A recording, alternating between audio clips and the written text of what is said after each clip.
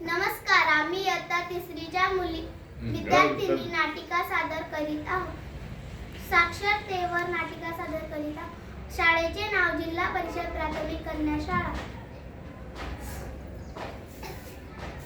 ताई पत्र आलंय. कशाचं? तुमच्या नवऱ्याचं प्रमोशन झालं.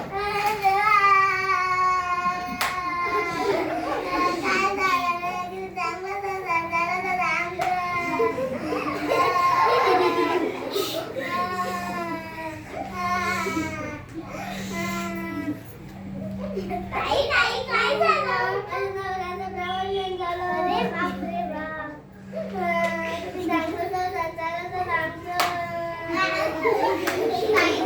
झालं? माझ्या नवऱ्याचं प्रमोशन झालं. ताई उलटून चांगलं झालं. तुझ्या जिभेला काही हाड आहे की नाही?